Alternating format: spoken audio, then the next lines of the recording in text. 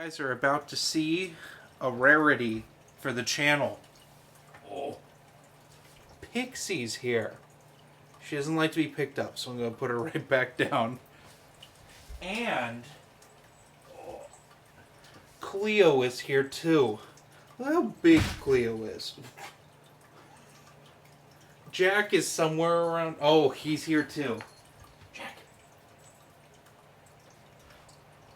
Oh my gosh. Ah, he's getting big. Look at this. And you thought you were getting an Indiana Jones review. Look at that. What a good boy. See, he likes to be held. He likes it. So we're talking about Indiana Jones and the Interior World by Rob McGregor. Basically, this book is sort of the conclusion to all 6 McGregor Indiana Jones prequel books. Really, the less I say about this book, the better, because this book is a fever dream. It's just bizarre. It has to do with what happened at the end of Unicorn's Legacy, but also Indiana Jones isn't necessarily the main character. It's so weird. So basically, there is an interior world and an exterior world. There are people that live inside the earth, like under its surface. And it's a magical land, and the unicorns are there, along with, like, other creatures. And in order to keep the balance, they've basically kidnapped Indiana Jones to help stop the villain from giving something to Hitler.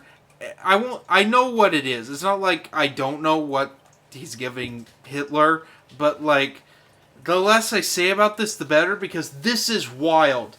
And it's blatantly the end for the Indiana Jones prequels. Although we don't have returning characters like Jack Shannon coming back for this. It's basically Indy and some Marcus. It's a weird book. Just about everything is mentioned, but with the exception of Indiana Jones and the Genesis Deluge, but that you can squint at it and you can be like, okay, yeah, that counts too. It's not like it's not canon, but like specifically Peril at Delphi, Dance of the Giants, and Seven Veils are all referenced here. We see Indiana Jones is kind of getting over the death of his wife, finally. So, which is fair. Also, a lot of, almost an entire year passes in this book. That time's a big thing in this, although it's not like the last Indiana Jones movie. Here's the thing. I was very intimidated to review this book, because it's so flippin' bizarre.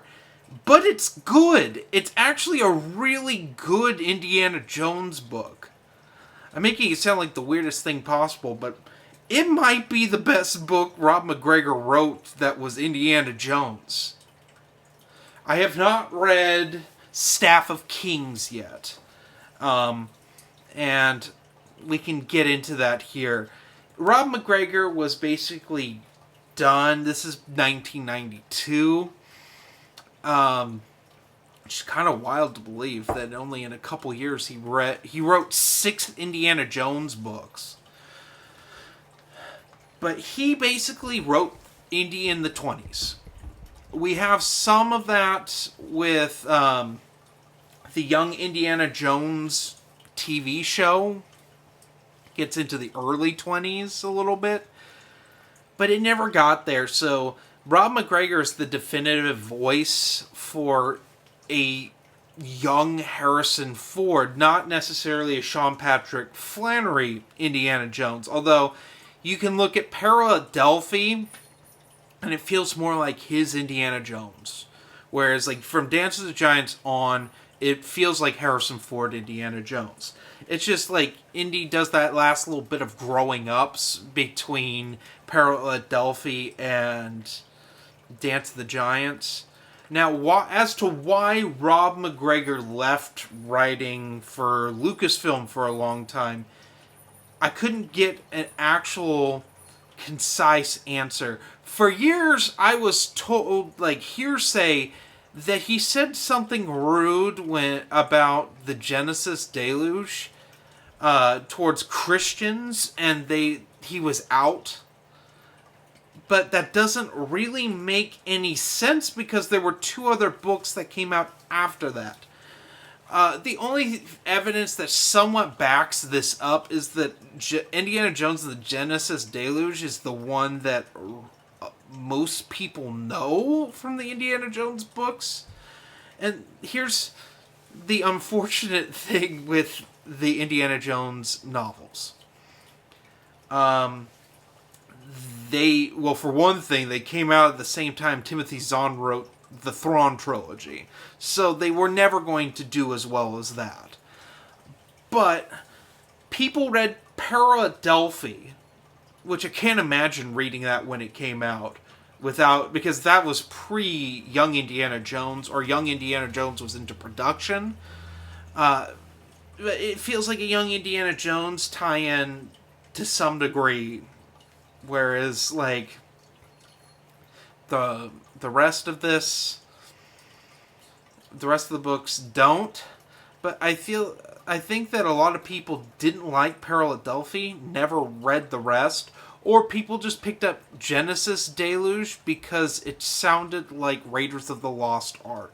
We got a Christian MacGuffin in it, and that seems to be the most approachable. The best received Indiana Jones movies and the ones that made the most money were the Christian themed ones, because people just tend to know that stuff more. That's just how it is. But yeah, it's weird. It's weird. He wouldn't come back until the late 2000s, and that was to write Staff of Kings, which is a novelization to the video game Staff of Kings. Now, at some point, I want to do a Legends podcast all about Staff of Kings because it's one of the most bizarre, like, scrappings of a project I think I've ever seen from Lucasfilm.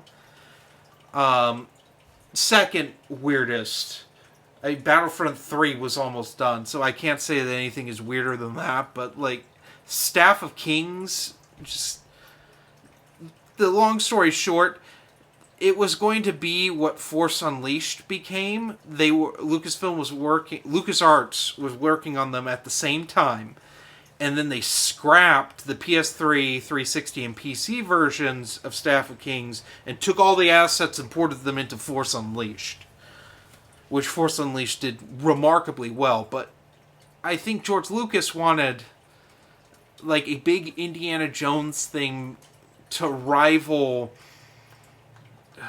Fate of Atlantis. Because to this day, Fate of Atlantis is probably the most successful Indiana Jones multimedia project. In fact, it's pretty much the only one. Because Iron Phoenix, that game was scrapped. Infernal Machine and Emperor's Tomb never got anything other than games. So this was going to be the next big thing. But they scrapped it. Now, I know that Rob McGregor has said that he wanted to write Kingdom of the Crystal Skull. They told him no, but he could write the video game novelization. And he did, and it was finished. It's sort of a similar thing to William C. Ditz's Clone Wars Escape from Dagu. I don't know. It's just weird. It's just one of those things that just never got released until COVID, where he read it on his podcast, and I have heard there are PDF copies out there. I haven't really looked. That was something I wanted to read all the officially Lucasfilm published Indiana Jones stuff first before I started hunting around for things like that. But you can find it out there.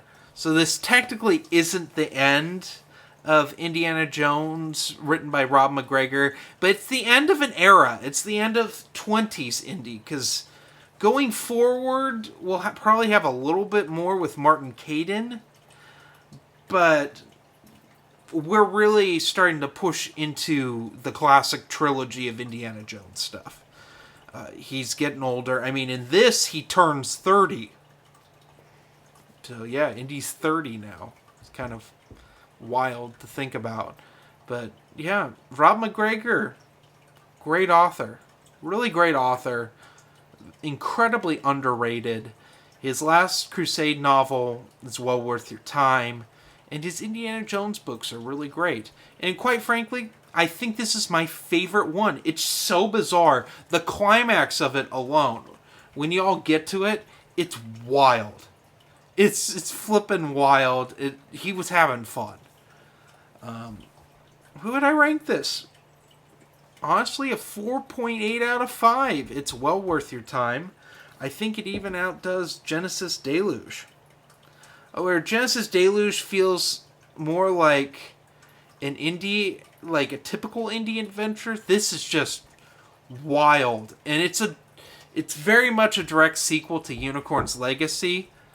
Like, you do need to, in my opinion, you do need to read the previous 5 books to get stuff out of this. It's not a standalone at all. But it's still well worth your time to check out. And I'm looking forward to checking out the 2 Martin Caidin books that follow this. Anyway, have a good one. Well, one last thing before I head out here. This coming Friday, we'll be doing a Legends podcast where we'd sit and discuss these Rob McGregor Indiana Jones novels and rank them. We will have Quality Autism on there, and it's going to be a blast. You all should come and check it out. Anyway, have a good one.